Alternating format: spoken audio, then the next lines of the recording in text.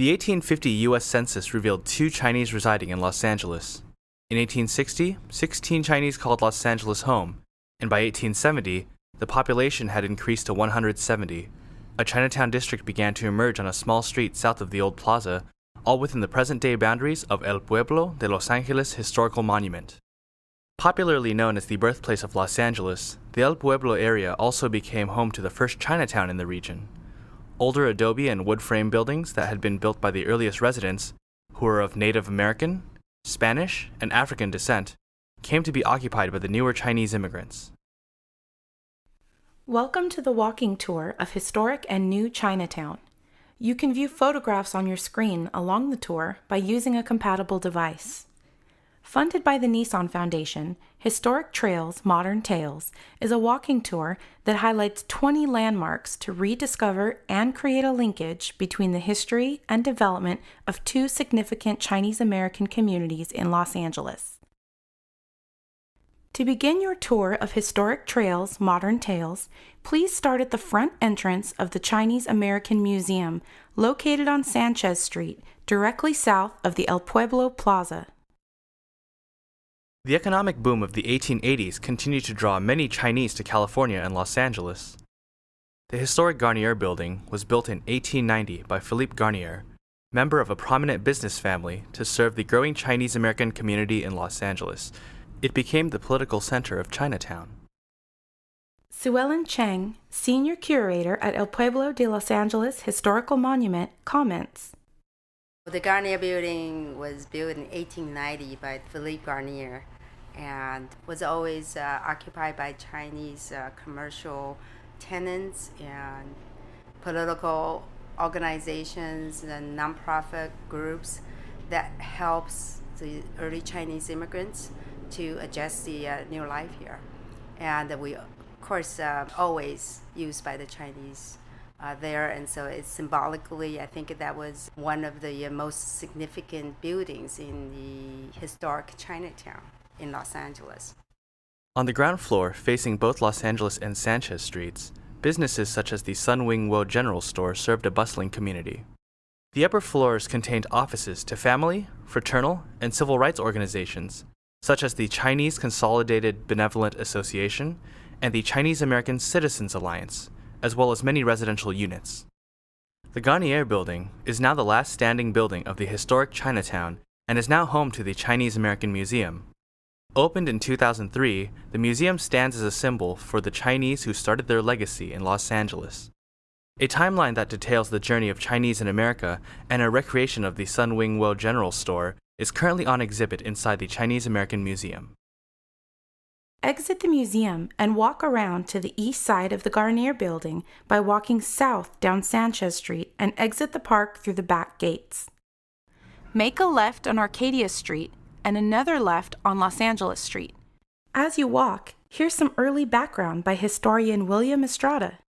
The Chinese had come to California to work in the gold mines, and as their labor was no longer needed in the gold fields, the Chinese started to venture into cities like Stockton, Sacramento, and San Francisco, and there they encountered the same kind of racism that they experienced in the gold fields, and they were shut out from society, so had to deal with the prejudice of the time.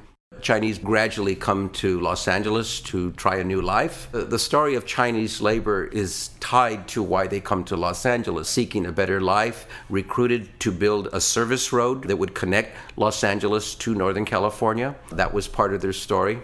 So the first Chinese are here in 1850, and by the early 1870s, we actually see a visible community on the east side of the plaza, which we call Old Chinatown.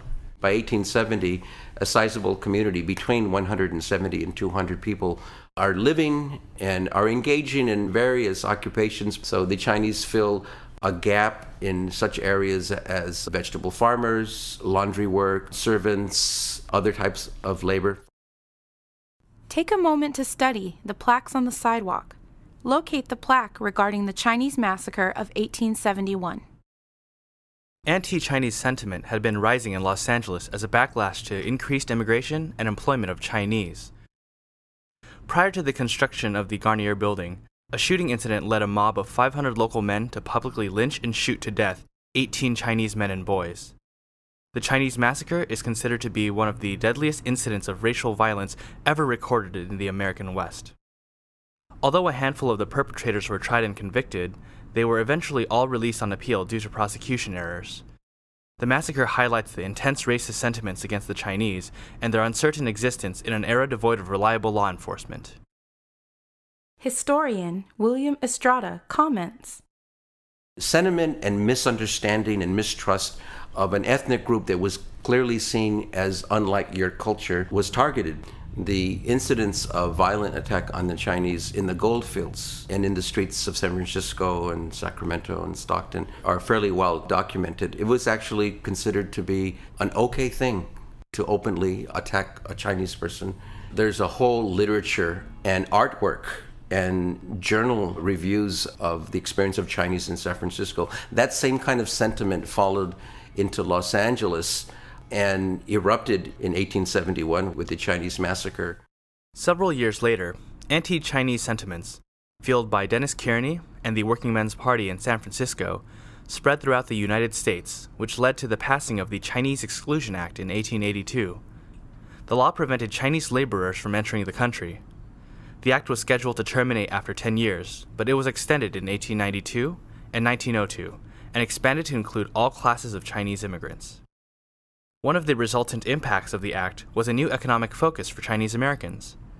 Instead of working primarily as laborers on a large-scale agricultural, mining, transportation, forestry, or manufacturing enterprises, many Chinese became independent produce farmers and distributors, shopkeepers, herbalists, and restaurateurs.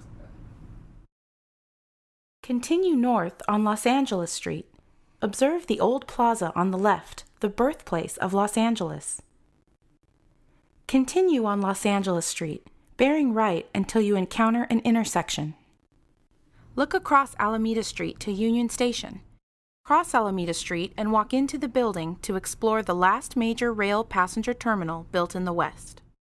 Even after the Chinese Massacre, construction of new, substantial structures like the Garnier Building, Hellman Kwan Store, and what later became a firehouse building continued, and new entrepreneurs and residents continued to be drawn to Los Angeles for new opportunities. Chinatown quickly expanded to the east side of Alameda Street to accommodate growth. By 1900, the Chinese population in the Los Angeles core had increased to approximately 3,000. David Lee was born in Old Chinatown and comments on his family's Man Jen Lo restaurant located there. Man Jen Lo is not my grandfather. After the San Francisco fire down there, part of the Chinese moved down to Los Angeles.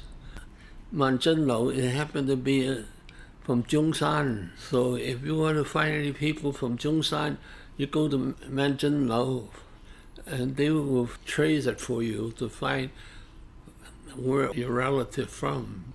At that time, what they sell a bowl of noodle, 20 cents for a bowl of noodle, chop suey, 25 cents, and a food dinner, 50 cents. And most of the time, we have a lot of people go to general hospital, practice as a doctor. When they have intern in general hospital, they don't have too much money, so they do have 25 cents to come down Chinatown and have a dinner. However, the Southern Pacific and other railroad companies were searching for a site for a new central rail passenger terminal. With support from the city of Los Angeles, all of the land east of Alameda was acquired. Chinatown residents and businesses were displaced, and almost all structures were torn down. The new Union Passenger Terminal, or Union Station, was opened in 1938.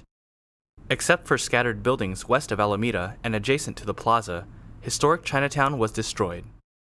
Most of the remaining buildings were demolished in the 1950s to make room for parking lots and for on-ramps for the 101 freeway. Continue north on the west side of Alameda Street to Regent China Inn and turn left on Ord Street. Behind Regent China Inn is a parking lot for Philippe the Original. Walk towards the neon sign that states Shanghai Street.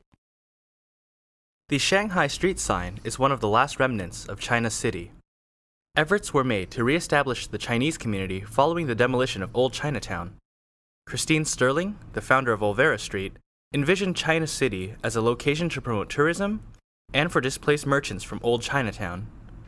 Located in a block surrounded by Spring, Ord, Alameda, and Macy, now Cesar Chavez, China City was constructed using donated stage sets of a Chinese village from the 1937 MGM film, The Good Earth. Marion Lang grew up with her family's shops in China City. My mother had received a letter from her older brother, David Luck, here in Los Angeles, and it letter told about a new project in Los Angeles called China City, and that he already had a gift shop. Would you be interested in coming down from Portland and having a business too? April of 1939, they decided they would make the move to Los Angeles. My mom's store was called May Wings. May is my mother's name, and Wing, of course, is my father. And my father's name is W-W-I-N-G-E, and people would always ask her, why is there an E? So she would say, cutely, so he wouldn't fly away. So she went down to the coffee shop one day, and she got to talk to the fella that owned it, and his name was Philip One. And he asked my mother, would you like to come early in the morning and steam the fun? And my mom says, yeah, you know. And then eventually she became a partner with him in the coffee shop. So I worked on Friday, Saturday, and Sunday. And the main thing I remember about was the orange juice, squeezed orange juice for people, all you can drink for 10 cents, 1 dime. But its life would be brief. After thriving with the return of World War II soldiers disembarking at Union Station, it was destroyed by a series of fires 1 decade later. Head west on Ord Street towards Broadway. Cross Broadway and turn right. Head north towards Alpine Street. Stop at 727 North Broadway Street in front of Far East Plaza. Chinese exclusion greatly curtailed Chinese migration to the United States and slowed the growth of the Chinese American communities throughout the nation.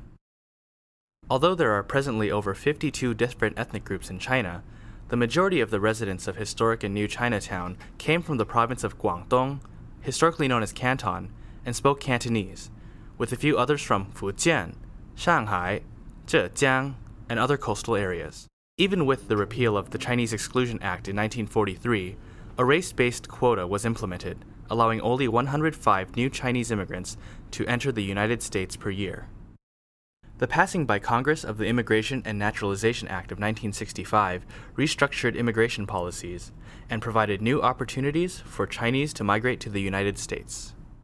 The new quotas, coupled with outmigration from civil conflict in Southeast Asia in the 1960s and 1970s, resulted in many new residents of Chinese descent in Chinatown. Far East Plaza represents some of that new migration. It is presently home to the Wing Hop Fung Ginseng and China Product Center, one of the largest stores of its kind in Los Angeles, selling herbs and teas, and overflowing with Chinaware, garments, and arts and crafts. The pho restaurant, takeout deli, and music store serve the Vietnamese community, while the tea shop, upstairs cafe, and other restaurants provide Taiwanese, Hong Kong, and mainland-style offerings. Take a few moments to browse through the plaza. On the second-floor patio area are offices for the Chinatown Business Improvement District and the Chinatown Service Center's Youth Center. Danny Prassert, Youth Program Coordinator, comments. My father was an immigrant from Cambodia. He's 100% Chinese, but his family immigrated from China into Cambodia. I was born at the Presbyterian Hospital in Hollywood, and my family moved around. They went from Hollywood to Angelino Heights to Echo Park before they finally settled in Chinatown. The shops here in Chinatown are actually very diverse. In our plaza here itself, Far East, I would say, represents that diversity too. First floor is a wide range of Chuzhou restaurant. We have Thai, we have Vietnamese. Upstairs here we have Hong Kong, and we have, I think that's a mix of maybe Hong Kong and Taiwanese restaurant as well. So very diverse. Continue north on Broadway and make a left on Alpine Street. Continue on Alpine past Hill Street. Make a left on Yale and stop at 750 North Yale Street. Many Italian immigrants lived in this historic neighborhood. The Tianhou Temple property was previously the site of an Italian Baptist church. When the Italian membership moved outside of downtown, the building was reoccupied by a Chinese Baptist church. When that church moved to the San Gabriel Valley, the Chinese Vietnamese Kamau Association purchased and converted the original structure in 1990 into the Tianhou Temple. After raising funds to build a larger complex, the new temple opened its doors in 2005. The temple honors Tianhou, worshipped as the Empress of Heaven in China and as the Goddess of the Sea in Taiwan. She is the highest-ranking female object of devotion in China, and her deified spirit was believed to save fishermen, imperial envoys, and maritime merchants at sea. As fishing and maritime trade were major occupations in Vietnam and Southeast Asia, the temple holds special meaning for the new immigrants from that region. Historically, Tianhou shrines were placed on junks or boats, carrying immigrants on their harsh trans-Pacific journey, seeking gold or a new life. Many people throughout Los Angeles attend evening worship at Tianhou and other temples on the eve of the Lunar New Year to receive blessings for the rest of the new year. Celebration begins with lion dancers, and firecrackers can be heard throughout the evening until midnight. Turn around and head north on Yale Street towards Alpine Street. Cross the street until you stand in front of Alpine Recreation Center. The Alpine Recreation Center, a part of the Los Angeles Recreation and Parks Department, provides athletic and arts programs to local residents of all ages, including basketball, volleyball, ping pong, ballet, and photography. Home to the only open space in Chinatown's residential area, Alpine is the site of Tai Chi and other open-air exercises. A large gymnasium is the home court of the Alpine Striders, the Los Angeles Chinatown youth basketball team that, over the decades, has competed against teams from other Chinatown communities, sometimes as far away as Boston. This is a good opportunity to take a break and observe some of the activities at Alpine Rec Center. Edmund Suhu grew up in the neighborhood and comments on Alpine. I grew up in Chinatown, and Alpine Recreation Center, what you're looking at now, was my favorite place. This is where we came to play, hang out after school, before we went to Chinese school.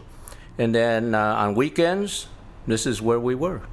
We played in the sandbox, we played in those days, there's still the monkey bars and the outdoor sand area, softball, baseball, football, you named it.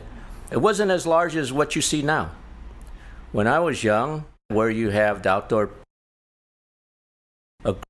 buildings, including the famous South China almond cookie factory or bakery. Well, the basketball program, I think, was always kind of like the highlight in the community. At some point in time, we'll gravitate to the recreation center, and whether that's the program for the very young, the toddlers, on to the preschoolers, on to the adults, and on to the seniors. It's the diversity of people. It's young and old. It's the people that always had a good mix of the Latinos, the Yugoslavs that were here, also and the Chinese, and then I think as the influx of new immigrants from Asia. There was a period of time when Alpine had a nice mix, but that mix also created some situations where it made for some lively weekends and some lively evenings for special events and even for our leagues and such. So there was, at one point, somewhat of what we would call like a cultural clash.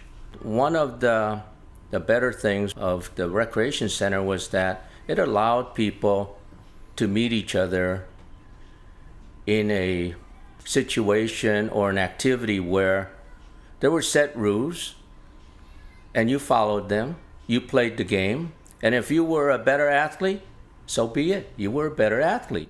And you learned to get along, you learned to learn from each other, and if he was faster, you learned how to play against him better. Continue north on Yale Street to College Street and then turn right. The Pacific Alliance Medical Center, formerly known as the French Hospital, is the oldest hospital currently standing in Los Angeles. Built in 1869 by the French Benevolent Association, the hospital initially supported the French population, but expanded its services to include all, including the newer Italian and Chinese communities. Demand for healthcare services grew exponentially, and the hospital expanded its operations in 1901, 1926, 1962, and 1972. In 1989, the founding board members of the Pacific Alliance Medical Center purchased the hospital and restructured the operation to better serve the community. In 2007, the hospital opened a new 10,000 square foot maternity center. A statue of Joan of Arc can be seen by walking east on College Avenue, and is a reminder of the hospital's legacy as the French hospital. Continue east on College and turn north on Hill Street, but remain on the west side of the street and turn into Chungking Court at the Kuan Yin Fountain. The growing population in Chinatown created a demand for more residential and commercial spaces. Delayed due to World War II, the West Plaza and Chungking Road were completed in 1948. All the buildings have living quarters on the second floor and commercial storefronts on the first floor. In its heyday, the location had grocery stores, bookstores, a newspaper office, and sewing shops to serve the community residents. Here is Al Suhu, whose family lived in the West Plaza for a period. The building we had in West Plaza belonged to my grandfather, and around 1960, my father moved us over to live in that upstairs area. But other than living there, I really didn't spend time there because after school, having dinner, and then working the store, it was always in the Central Plaza because that's where the store was. During a weeknight, and trying to get back to sleep around 10 o'clock, the place was still very, very noisy because there would still be people there. And on the weekends, Friday nights, Saturday nights, there'd be people running around tourists or whatever visitors, until well past midnight, 1 o'clock. A good number of the storefronts were like gift stores. Some were fine arts. Others were just curio shops. There was a couple of markets, local neighborhood type markets there. One of them still exists, and it still continues on at this moment, being within the same family, owned still and operated by the same family, and they continue because they still continue to supply the restaurants with meats and whatever other supplies are needed. Over time, families moved outside of Chinatown, and business owners began to retire. Many of the shops and apartment spaces were transformed to fit a new economy. Continue west and head to Chungking Road. Artists, architects, and downtown professionals, mostly non-Chinese, have purchased or leased some of the spaces for studios, galleries, and living space, creating a new character for the neighborhood. The galleries regularly coordinate openings of new contemporary art shows, which has given a festive new look and an international reputation for Chungking Road and Chinatown as an art destination. From the West Plaza, cross Hill Street at the pedestrian crosswalk. The construction of Union Station called for a new location for the Chinese community. New Chinatown opened in 1938 and was considered to be the first planned urban Chinatown in the United States. Originally geared toward the tourist trade with a variety of gift and antique stores, New Chinatown was also a major restaurant and a nightclub destination throughout the 1960s.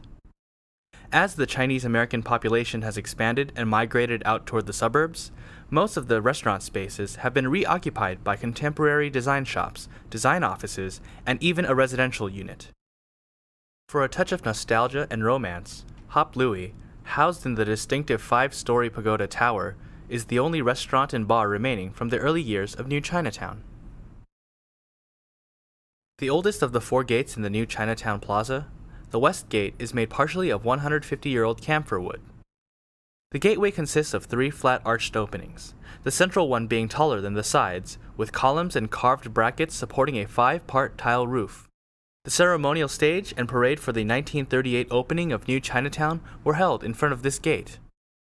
On top of the West Gate is a plaque with a 4-character motto inscribed, "Cooperate to Achieve," composed by the Honorable T.K. Chang, the Chinese consul at the time of the grand opening. At that time, Governor Frank Merriam also placed on the gateway column a bronze tablet commemorating the part played by Chinese laborers in the constructive progress of California. Continue through the west gate until you reach the wishing well on the right.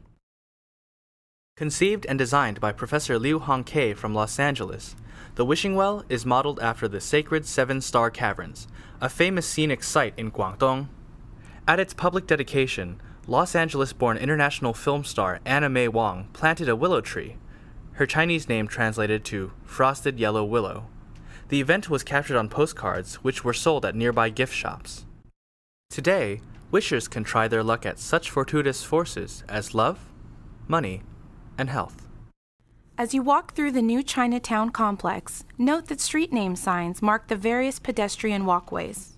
Inside the plaza, the streets are named after the three people's principles of Dr. Sun Yat-sen, and the maiden name of the wife of Chiang Kai-shek and Sun's sister-in-law, Sung Mei-ling. Madame Chiang Kai-shek made a famous trip to the United States and Los Angeles in 1943 to raise funds for China relief during World War II. Shortly afterward, the U.S. Congress repealed the Chinese Exclusion Act, which had been in place since 1882. Al Suhu's family operated a gift shop on Jinling Way. Also, another thing about Central Plaza, Jingling Way, and Meiling Way, those were real streets where cars could come in from either Broadway and Hill Street and drive through those streets, going around the Central Plaza, up Jinling Way, all the way almost to the West Gate. Central Plaza, because of the way it's laid out, that was kind of our backyard, front yard in terms of playing. And sometimes we'd play stickball along Jingling Way. I don't know if you can imagine trying to play stickball there. And I personally can't recall breaking any glass or any signage and playing ball there. But looking at it back, it's God, how could we have done that and not broken anything? Continue straight east on Jinling Way. On the left, note the two-story YC Hong building with the large arched doorway. Continue to the open Central Plaza. Continue to the corner building and look up. Note the upper balcony railing on the left, the mural on the right. The mural of a fiery dragon was created by noted watercolor artist Tyrus Wong in 1941 and restored in 1984 by Fu Deng Cheng. The dragon represents strength and goodness, the spirit of change, and life itself. Below the dragon mural is a recently restored pool with a sculpture of Kuan Yin, commonly known as the goddess of mercy, as well as the Buddhist bodhisattva of compassion. Kuan Yin delayed her entrance to nirvana, or enlightenment, until all suffering in the world ceased, and is one of the most revered figures in Asian communities worldwide. Walk out to the center of the open plaza. Look down and try to find the handprints of action film star Chow Yun-fat. In front of the KG Louis store is a monument recognizing the founders of New Chinatown. Gaze at the ornamentation on the buildings. During Chinese New Year, Moon Festival, and other festive occasions, entertainment stages and booths are set up in the new Chinatown plazas and walkways. Lion dancers snake through the streets in crowds of visitors to the sound of drums, cymbals, and firecrackers. From 1978 to 1980, the Central Plaza was host to a popular club scene in Los Angeles.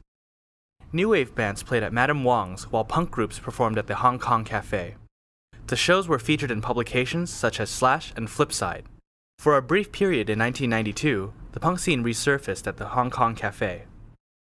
Today, Grand Star provides a classic and underground hip-hop dance venue, while the Mountain Bar occupies the former General Lee's restaurant space and provides edgy contemporary music. Note the roof lines of many of the buildings in New Chinatown and elsewhere in the Chinatown district. Animals and fishes on the roofs, as on the Realm Store and Hop Sing Tong Association buildings, are traditional talismans for the protection of buildings.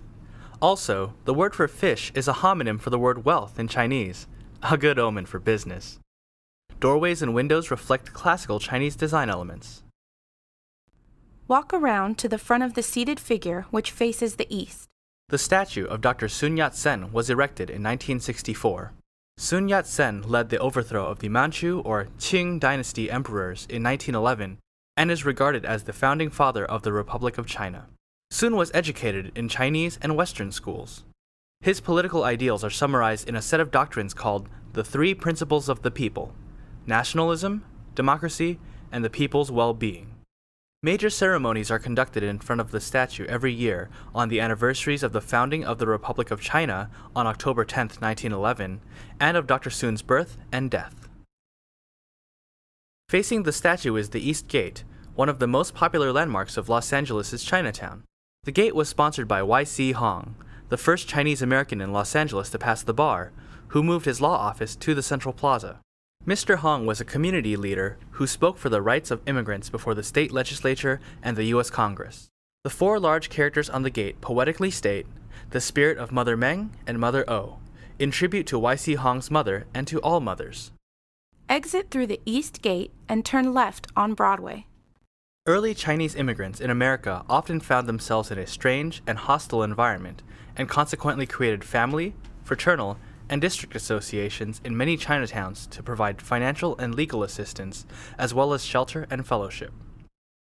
On North Broadway, Bamboo Lane, Bernard, and Cottage Home Streets, also known as Association Row, is a concentration of some of these associations, some of which have been in existence for more than a century. The Los Angeles Lodge of the Chinese American Citizens Alliance, a civil rights organization, was established in 1912. At the corner of Bamboo Lane and Broadway is Phoenix Bakery. The family-owned bakery, established in 1938, originated the famous strawberry whipped cream cake. Continue north on Broadway and turn left on Bernard Street. On the site of a 19th century brickyard are two Victorian-era cottages built by Philip Fritz, an immigrant from Alsace, France, who settled among the large French population in this neighborhood. Here, the Chinese Historical Society of Southern California maintains its offices and the Chinatown Heritage Center, containing exhibits, a library reading room, and bookshop. It is open every Sunday afternoon from 1 to 5 p.m. and at other times by appointment. For more information, please go to chssc.org. The Chinese Historical Society of Southern California was formed in 1975 by a group of concerned people who wanted to preserve and research the contributions of the Chinese in the past. We wanted to know their stories, their lives, and preserve and document theirs. Part of our goal is education, and we want to outreach to the community to let others know about the contributions of the Chinese in the past. We want to put out our hand across cultures and bring in everyone. We have monthly meetings during the school year every Wednesday at Casteller Elementary School, and we have a variety of topics. We have authors, we have musicians, we have people that just tell their own stories. Thank you for joining us on this tour. Visitors are invited to continue their own explorations of this historic neighborhood of Los Angeles.